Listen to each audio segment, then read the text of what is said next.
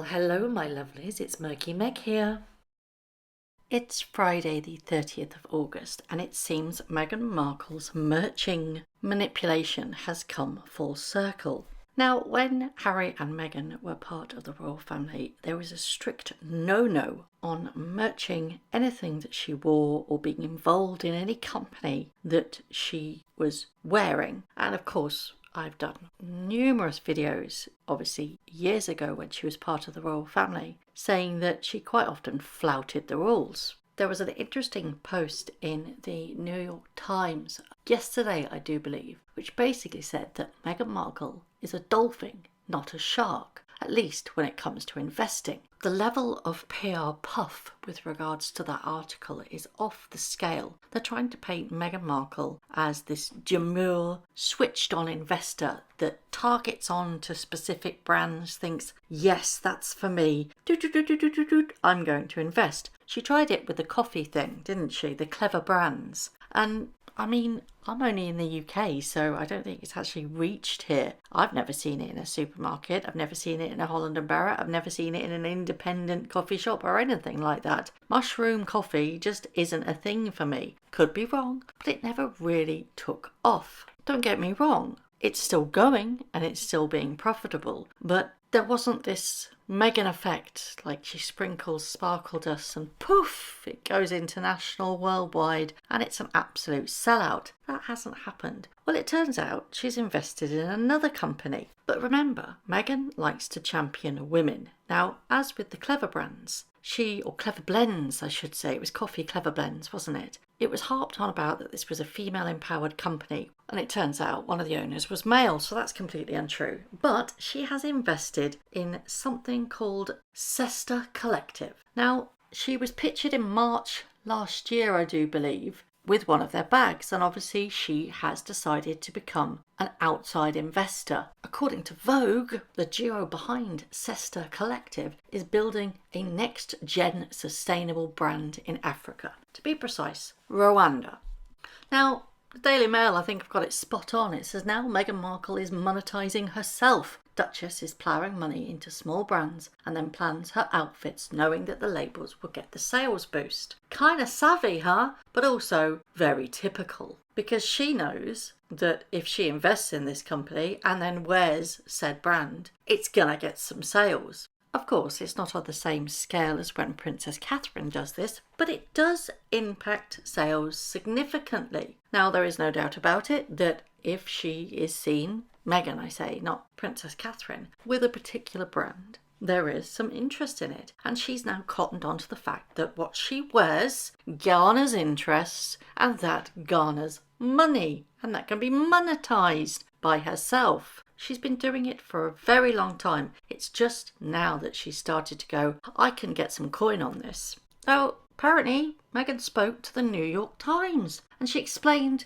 that, and she knows that there will be a global spotlight on what she's wearing. She will support designers that she has really great friendships with and smaller up-and-coming brands that haven't gotten the attention that they should be getting. She added that that's one of the most powerful things that I'm able to do, and that's simply wearing like an earring. And how do you monetize this, I hear you ask? Well, you become part of that company, don't you? And you start coining it back in. Now, Sesta has an annual revenue of about $1 million, and the purses take about 4 to 7 days to actually complete from start to finish. Now, according to the New York Times, Meghan decides to invest in this brand to help it grow. I dispute that fact. I think she just wants to coin it in. She wants to get a little bit of the money back when she decides to wear a brand, because this brand isn't all as it seems. Now, I have to give a shout out to Reddit in this particular one. If you are not a member of Reddit and you don't know what it is,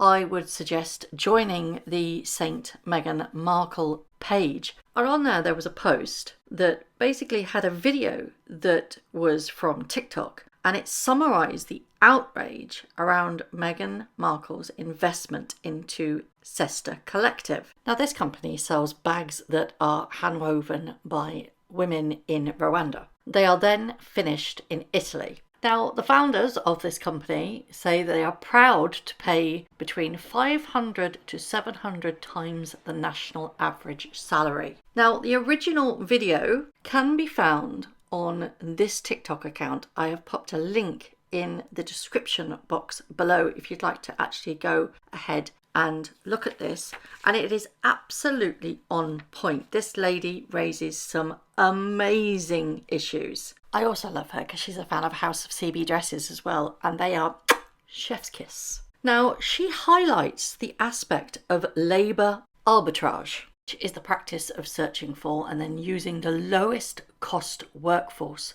to produce products or goods. And her actual video is labelled, "Is this poverty porn? The future of sustainable fashion?" And she goes out directly to call out the two white female owners, saying that they are using African women as props. Now, she specifically calls out this image. And in her video, she says that images matter. And she specifically called out the fact that you have two Western women sitting on a bench while their Rwandan counterparts sit on the floor. And she said that is a very bad look. This particular image was actually used in the New York Times piece directly by them. Do you think this brand, Sesta Collective, is inappropriate by using these women as a tool to sell their bags? Now, somebody on the video made an excellent comment and they said, how is it a collective if the women don't own a proportion of the brand? And that is exactly spot on, because the women that are making these bags, they're getting paid. Yes, they're getting paid a substantial amount over the national average, but they're not a collective as such. They have no part in the company whatsoever. And essentially people are calling them out because they're using impoverished people as props. Now, going back to the New York Times interview with Meghan Markle, she is basically saying that she could use her Markle effect to shine and highlight these much needed collective collaborations. Well, in fact, it's not a collective collaboration at all because it is poverty porn. Now, the actual bags themselves range from £100 up to £800.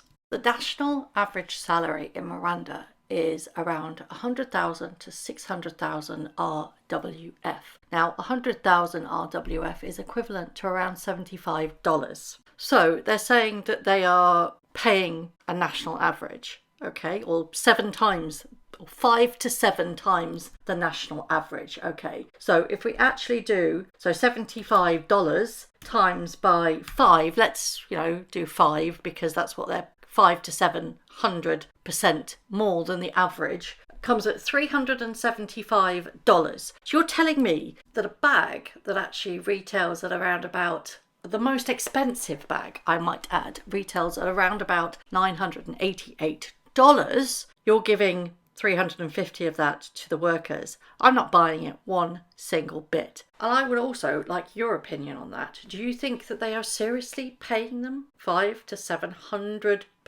more than the national average wage? But of course, it's perfect for Meghan Markle because she can say that she is doing her philanthropic work through the good that she says that Sesta Collective are doing for the women of Rwanda. Of course, while being an investor of said company. Interestingly enough, Crazy Days and Nights, I know I always refer to them, but NT is on absolute fire at the moment, posted yesterday it seems pretty on brand for the illiterate one to invest in a company that exploits minorities. So I would like to know your thoughts on all of this. Do you think it's in very poor taste, or do you think actually she's well within her rights to monetize the effect that she can sometimes have on brands that she wears? And do you think that this is cultural appropriation? I'm genuinely curious about what people actually think about this one. This was an excellent point made on a thread in that Reddit Saint Meghan Markle. And it said that if you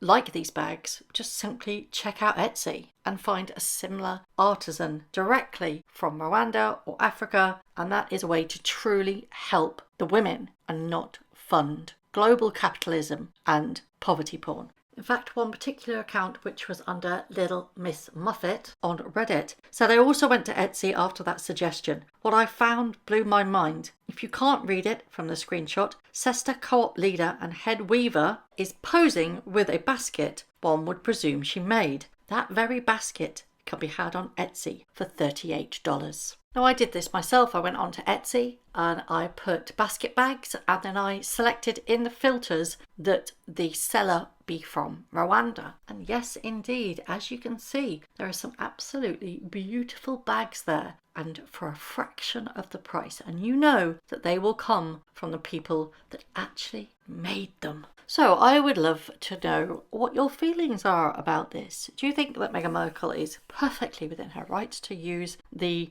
Markle effect, as you call it, as much as you and I don't really like the fact that she has it? There is indication out there that what she wears will garner interest. Do you think it's okay for her to capitalise on that and make money from it and invest in companies? Or do you think this particular company just sticks in your throat a little bit because of the way that they're doing these things? As always, I would love to know your thoughts.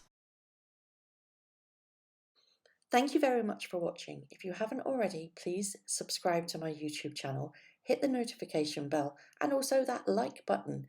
I'd like to take this opportunity to thank all of my followers for all the tips and all the emails, DMs that everybody sends to me. It really is greatly appreciated. So thank you very much for watching once again.